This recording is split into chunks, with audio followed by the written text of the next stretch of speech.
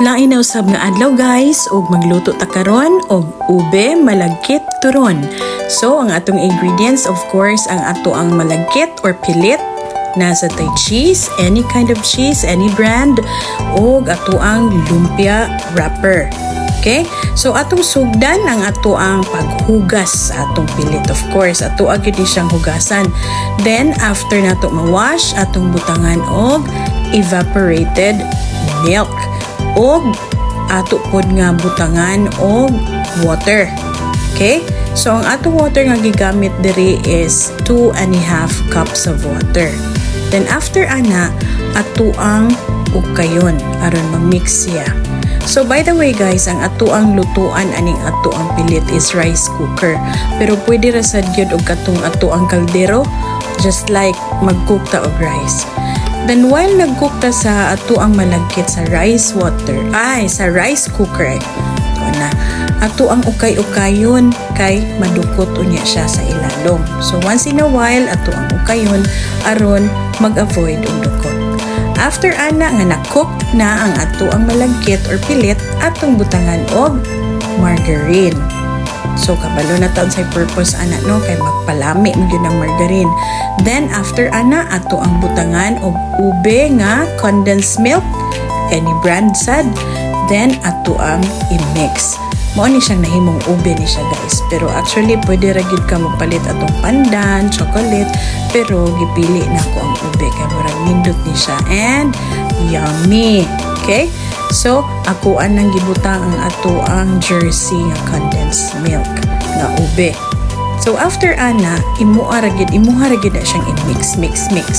Sagol na imo siya kay aron ma-even ang pagkasagol. Okay? Ato ang isagol utarong kay bati man sa tan-awon kung dili uniform ang color. Okay? So, na-mix na nato, no? Mauna ni ang result sa ato ang na-mix na. So, after that, ato nang i-prepare ang ato ang lumpia wrapper. Kining atong lumpia wrapper, guys, ang uban ani mangod sa market, nipis dan gisi. Naigisi nga part bitaw. So, ang ako tang ganahan is katong molo wrapper, pero pricey mangod siya. So, kanila ato ang magtipid ta guys, kaya ato man ibaligya. So, ato lang tarungon og putos, aron dili siya mabungkat. So kani siya guys, nagkuha ra ko og spoonful of kaning malagkit. Then ibutang nako sa wrapper. Dayon gibutangan nako og cheese, katong akong na-slice nga cheese. Then ang akong gigamit ra pod nga pagpilit sa atong wrapper is water. Okay? So, ato lang yung tarungon pag-wrap, guys. Kay ang uban lagi tan-awa ra gud ng lumpia wrapper nga akong nakuha sa market. Pero I'm sure sa kadugayan akong pangita og mga wrapper, makakita ra gyud kog maayong nga wrapper. Oh, medyo gisi-gisi gyud siya bisan unsaon ako og ginay-hinay og separate ang mga wrappers, mugisi gyud siya. Pero okay ra, lami ra man gihapon siya. Basta depende ra gyud sa imong pagkaputos. So, usbon na nato ang process, no? Magbutang tag spoonful of katong ato ang na-mix ng malagkit, tanutang ang cheese, and wrap it properly, aron dili mabungkag, i-prito na to. By the way, guys, nang hugas kamot ha, basi comment mo nga wako nang hugas o kamot. Nang hugas, jugog maayo ana guys before doing that. Kay lisod na.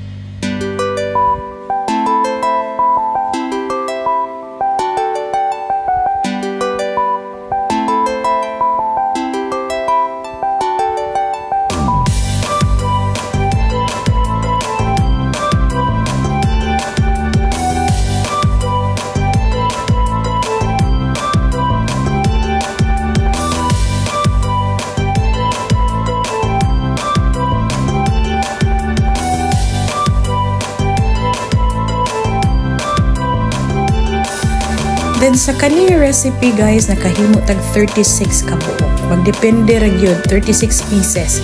Magdepende ra gyud sa atong pagputos ug gidakon sa atong lumpia. Ay lumpia turon. Okay? So nagsugod na ko diri guys og papbukal sa ato ang oil. Unya once na init na, ibutang day nato ang atong wrapped nga malagkit nato nga turon. Okay? So kani siya once in a while ato ang balik-balik ko atong ibali-bali siya kay mapagod unya bati tan-aw ng atong turon.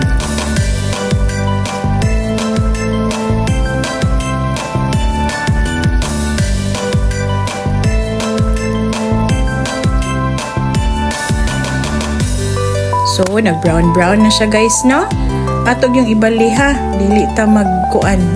By the way, samtang ko nagluto aning ato ang turon, naminaw ko or nagtanaw ko K-drama. Muna siyang natay background nga, murag lahi ang inistoryahan, no? Muna usuro ng atong K-drama.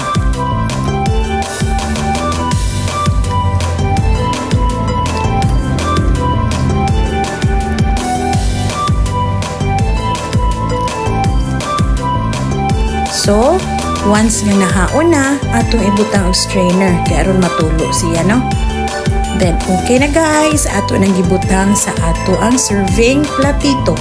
Then, butangan dayon nato og condensed milk nga ube flavor. O, tanawa guys. Gi-drizzle ra nako dia. Perting lamia kay guys. As in, and crunchy pagyud kay siya. Naglaway, nagyud ko guys. So, magsugod na taog kaon, no? Happy eating!